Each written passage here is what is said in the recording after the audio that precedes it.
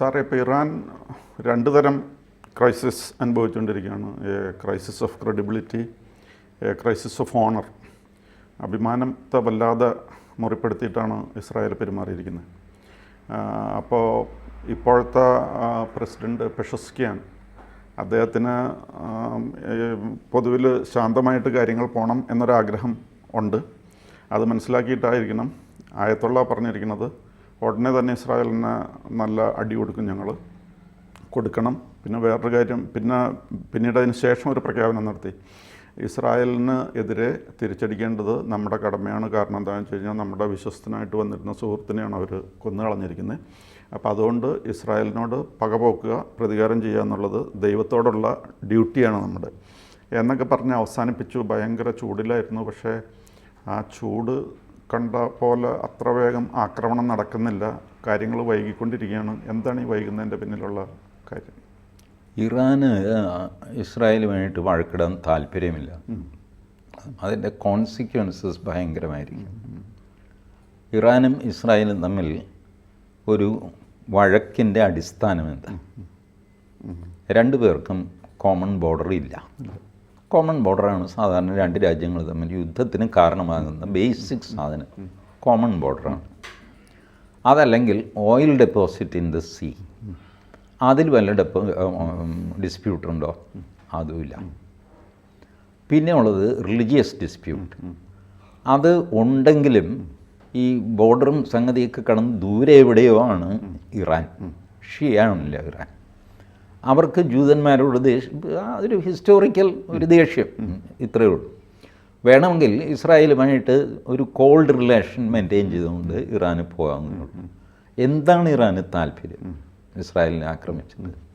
ഇപ്പോൾ ഇസ്മായിൽ ഹനിയയെ കൊന്നത് മൊസാദാണ് എന്ന് എല്ലാവരും വിശ്വസിക്കുന്നു. പക്ഷേ മൊസാദോ ഇസ്രായേലോ ഇന്ന് വരെ അതേപ്പറ്റി ഒരു അക്ഷരം വേണ്ടിയിട്ടില്ല. പിന്നെന്താ? ഇസ്രായേൽ അത് ഏറ്റെടുത്തു, മൊസാദ് ഏറ്റെടുത്തതാണെങ്കിൽ പറയാം, ശരി, ഞങ്ങളുടെ നാട്ടിൽ വന്നിട്ട് ഒരാളിനെ കൊന്നു. അപ്പോൾ പോലും ഇറാൻ്റെ നാട്ടിൽ വന്നിട്ട് ഇറാൻ്റെ പൗരനെയൊന്നും അല്ല കൊന്നിരിക്കുന്നത്. അവിടെ ഈ പെഷസ്കിയാൻ, എൻ്റെ നാക്കുളുക്കി തോന്നുന്നു. അപ്പോൾ അങ്ങനത്തെ ഒരു അവിടുത്തെ പേരുകളാണ് നമുക്ക് വഴങ്ങുന്നില്ല. നമ്മളുടെ പിണറായി വിജയന് അവർക്കും വഴങ്ങുന്നില്ല. ആ പ്രശ്നം അതിരിക്കട്ടെ. അപ്പോൾ പെഷസ്കിയാൻ്റെ സ്ഥാനാരോഹണ ചടങ്ങിൽ പങ്കെടുക്കാനാണ് ഇസ്മായിൽ ഹനിയ അവിടെ വരുന്നത്. ഇസ്മായിൽ ഹനിയയുടെ കട്ടിലിന് താഴെ 2 മാസം മുമ്പ് ബോംബ് വെച്ചിരുന്നു എന്ന് പറയുന്നു.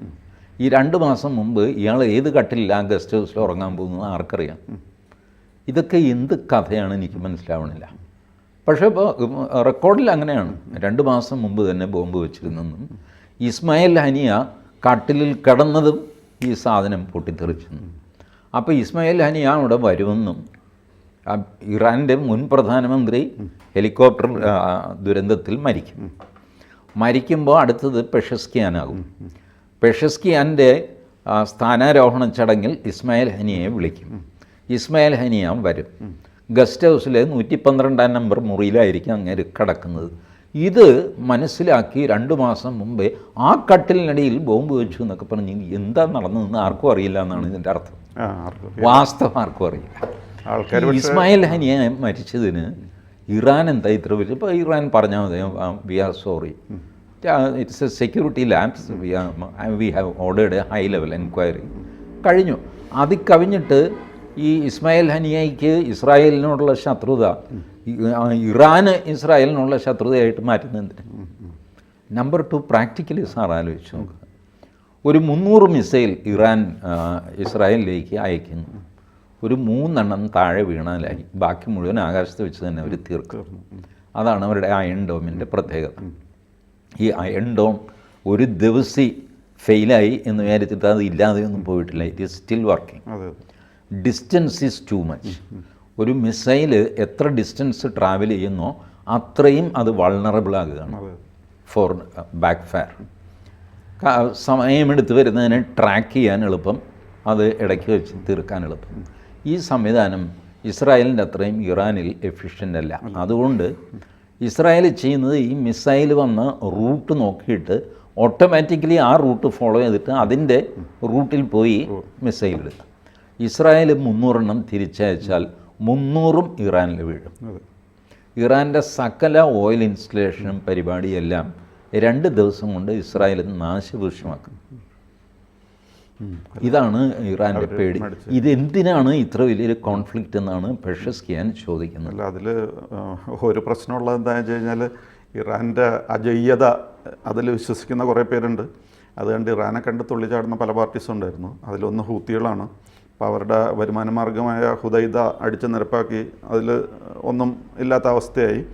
പിന്നെ അവരുടെ ഫുവാദ് ഷുക്കൂർ എന്ന് പറയുന്ന ഒരാളുണ്ടായിരുന്നു. അദ്ദേഹമായിരുന്നു അവരുടെ കമാൻഡർ, ഈ ലെബനോണിലുള്ള ആൾക്കാരുടെ ഹിസ്ബുള്ളയുടെ. അപ്പോൾ അദ്ദേഹത്തെ ആണെങ്കിൽ പൊടിച്ചു കളഞ്ഞു, നശിപ്പിച്ചു കളഞ്ഞു. ഇതേ ഷുക്കൂറിനെ പിടിക്കാനായിട്ട് അമേരിക്ക കാലാകാലങ്ങളായിട്ട് ശ്രമിക്കുന്നതാണ്. അദ്ദേഹത്തിൻ്റെ തലയ്ക്ക് $5 മില്യൺ വിലയിട്ടിരുന്നത്. അമേരിക്ക കാത്തിരിക്കുന്നുണ്ടായിരുന്നു പിടിക്കാനായിട്ടൊന്നും സംഭവിച്ചില്ല. പക്ഷേ ഇസ്രായേലിന് പിടിക്കാതെ വന്നു കഴിഞ്ഞപ്പോൾ തട്ടിക്കളഞ്ഞു. പിന്നെ ഹാനിയനെ അവിടെ തട്ടിക്കളഞ്ഞു.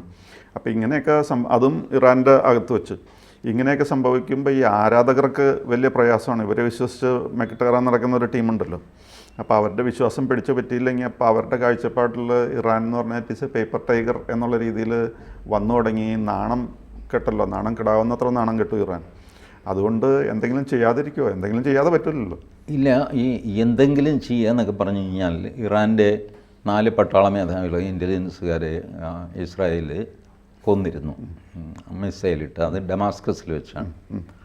അന്ന് ഇറാൻ ഇതുപോലെ ഞങ്ങൾ തിരിച്ചടിക്കും എന്നൊക്കെ പറഞ്ഞു.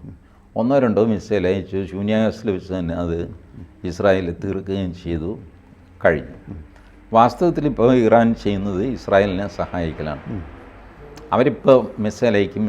ഇസ്രായേലിലെ ജനങ്ങളെല്ലാം മിസൈൽ വരുന്നുണ്ടോ ഇങ്ങനെ ഗാസ അടിച്ച് പൊട്ടിക്കുകയും ചെയ്യുന്നു. ഗാസയിൽ ഒരു കുറവും വന്നിട്ടില്ല.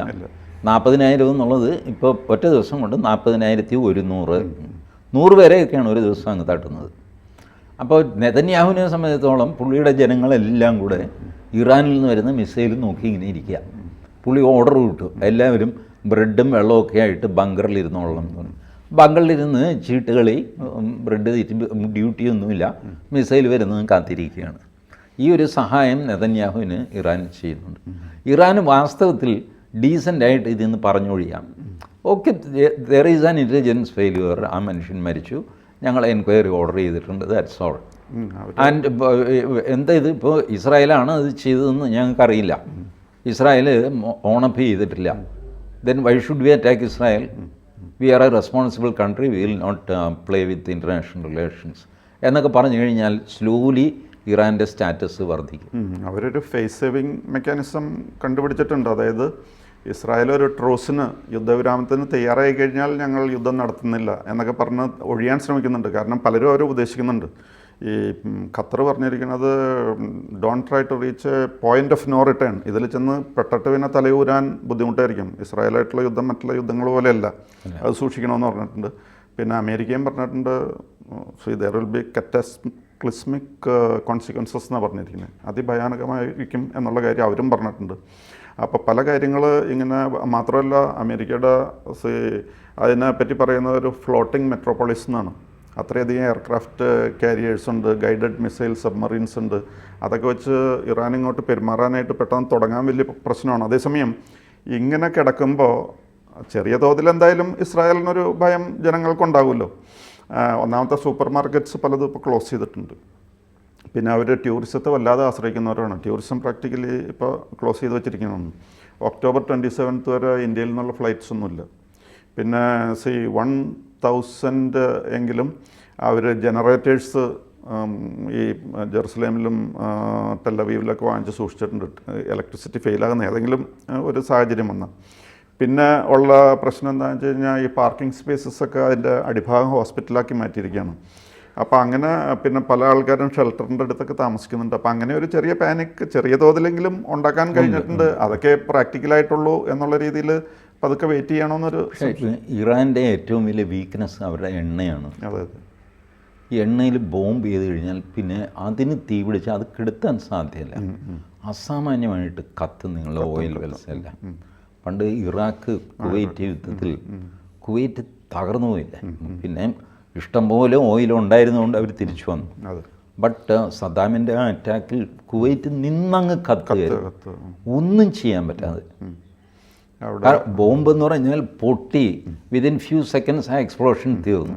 ഇതങ്ങനെയല്ല, this will continuously explode for weeks together. അത് കത്തിക്കൊണ്ടിരിക്കുക, അതിനകത്ത് എണ്ണ തീരുന്നവരെ അത് കത്തിക്കൊണ്ടിരിക്കും. ഇതാണ് ഇറാൻ. ഇസ്രായേലിന് എണ്ണയുമില്ല, പിണ്ണാക്കുമില്ല, മരുഭൂമിയല്ലേ. അതെ അതെ. അവൻ്റെ അവിടെ ബോംബിട്ട് കഴിഞ്ഞാൽ ആ ബോംബിൽ പരിക്ക് പറ്റിയ 3-4 പേര് അതോടെ അത് കഴിയും. Damage is immediately repaired or stopped at least. ഇതങ്ങനെയല്ല, ഇത് ഡാമേജ് കൂടിക്കൊണ്ടേയിരിക്കും. അതാണ് ഇറാൻ മടിക്കുന്നത്.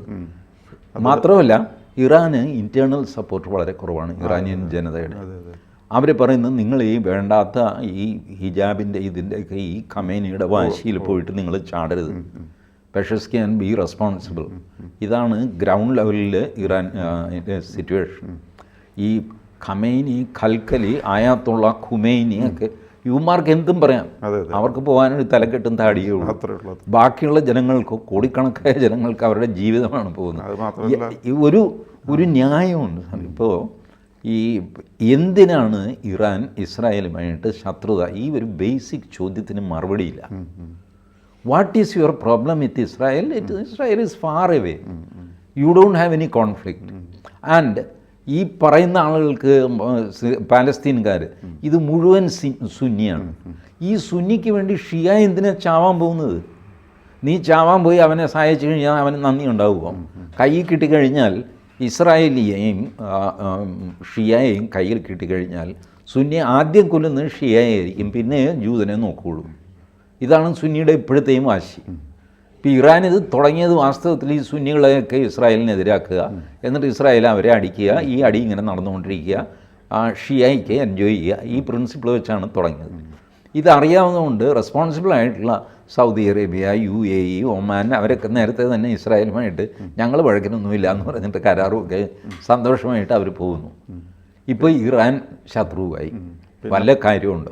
പിന്നെ പെഷസ്കിയാനാണെങ്കിൽ അങ്ങനെ ഒരു ഡോക്ടറാണ്. അപ്പോൾ ഈ ആയത്തുള്ളമാരുടെ ലെവലിലായിരിക്കില്ല അവരുടെ മൈൻഡ് സെറ്റ് ഡിഫറെൻ്റ് ആണല്ലോ. കുറേ പ്രാക്ടിക്കലായിട്ട് ചിന്തിക്കുന്ന ആൾക്കാരാണ്. പിന്നെ സാർ പറഞ്ഞ ഈ എണ്ണയ്ക്ക് തീ പിടിക്കുന്ന കാര്യം പറഞ്ഞപ്പോഴേ ഞാൻ ഓർത്തത്, സദ്ദാം ഹുസൈൻ്റെ കാലത്ത് ഇറാനിലെ ഏറ്റവും വലിയ എണ്ണ ഫാക്ടറി ഉണ്ടായിരുന്നത് അബാദാൻ എന്ന് പറയുന്ന സ്ഥലത്താണ്. അന്ന് ആ അബാദാനിൽ ബോംബിട്ട് കഴിഞ്ഞിട്ട് അനേകം ആഴ്ചകളെടുത്ത് അത് കെടുത്താനായിട്ട്. അപ്പോൾ അതിൻ്റെയൊക്കെ അന്നത്തെ ഇപ്പോഴും ഇന്ത്യൻ എക്സ്പ്രസ്സിലൊക്കെ അന്ന് ഫോട്ടോ കൊടുത്തിട്ട് അതിൻ്റെ അടിയിൽ അബാദാൻ എബ്ലൈസ് എന്നും പറഞ്ഞ് ആ ഫോട്ടോയ്ക്ക് ക്യാപ്ഷൻ കൊടുത്തിരുന്നത് ഞാൻ ഓർക്കാണ്. അപ്പോൾ സദ്ദാം ഹുസൈൻ അത്രയും സാധിക്കുമെങ്കിൽ എല്ലാം ടാർഗറ്റഡായിട്ട് ഗൈഡഡായിട്ട് ചെയ്യുന്ന ഇസ്രായേലിൻ്റെ ബോംബ് ഏതെല്ലാം അവിടെയുള്ള എല്ലാ എണ്ണപ്പാടത്തിലും ചെന്ന് വീഴാൻ സാധ്യതയുണ്ട് യുദ്ധത്തിനൊന്ന്. ഉറപ്പായിട്ട്. അപ്പോൾ യുദ്ധത്തിന് പോയി കഴിഞ്ഞാൽ അത്ര സുഖമാകാൻ വഴിയില്ല. അതുകൊണ്ടാണ് ഇറാൻ ഇങ്ങനെ കാത്തിരിക്കുന്നത്. എന്തെങ്കിലും ചെയ്യണമെന്നൊരാഗ്രഹം ഉണ്ടാവും. കൂടുതൽ വാർത്തകളും വിശേഷങ്ങളും നിങ്ങളിലേക്ക് എത്താൻ ABC മലയാളം സബ്സ്ക്രൈബ് ചെയ്യുക, ബെൽ ബട്ടണും അമർത്തുക.